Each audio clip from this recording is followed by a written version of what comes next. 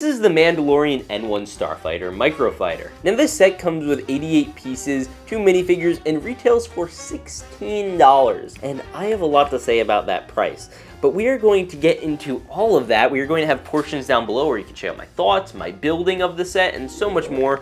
So hit that subscribe button and you can check out whatever you want to know about this set right down there. But let's get into it. Now here is the box art for this set.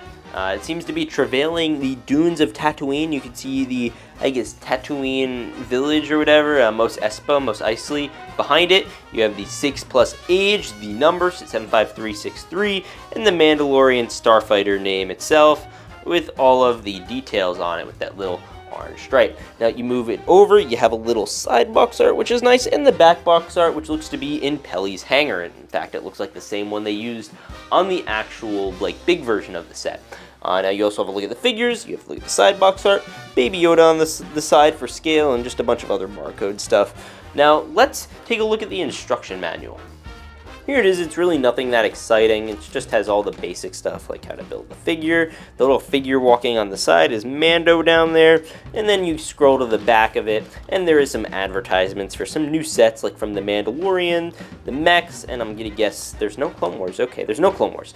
But yeah, that is the instruction. Now we're gonna build it and then I'll be back to show you the minifigs. So here is the Mandalorian and Grogu. Usually I don't review them together, but Grogu is essentially an accessory. He's a very small character, and he has not changed much at all from his original appearance. However, here is Mando. This is a technically, new figure, I believe, to this wave of sets, and that is because it comes with the specially printed helmet and everything, which is, I guess, newer because the older Mando did not have the printing on it. I'm gonna try to give you ability to zoom in on that. But there is some printing on the helmet with more detailing.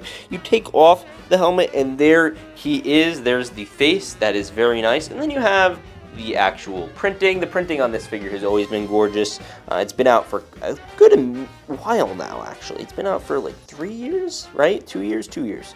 You have the arm printing on each side with the guy on it. And then you have the, I guess, the back jetpack. There's also back printing, but that has not changed at all since its original appearance.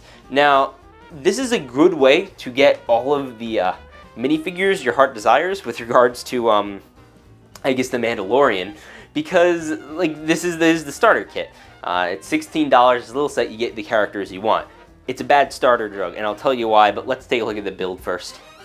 Here's the build, which seems to be about slightly larger, if not just the regular average of MicroFighter builds.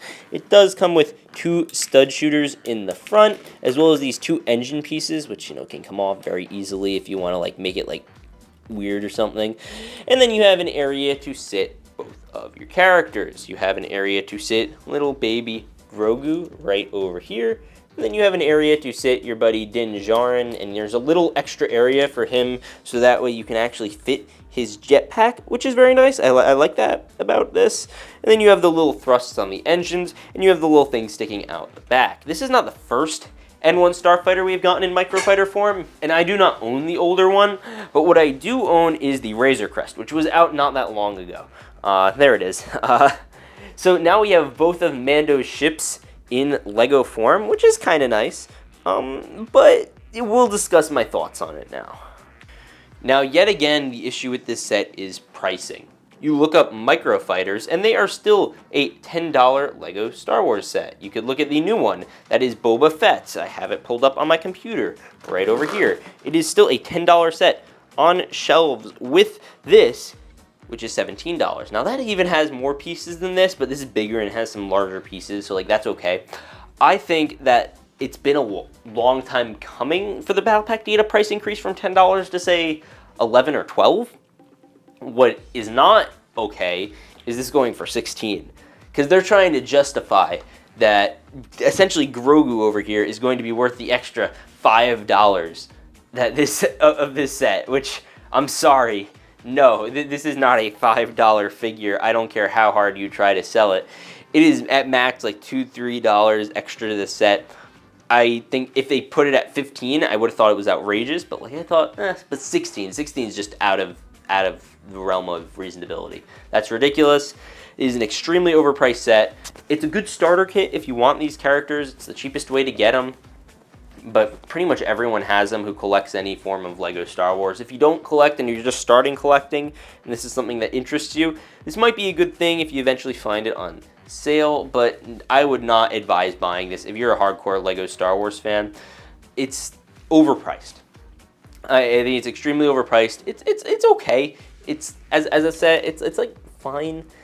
It's just a microfighter, so like you can't criticize it too much, and I get the purpose of it is to sell the figures, but it is absolutely ridiculous that they are going to be charging the amount they are for what is essentially a $10 set. This is really a $10 set.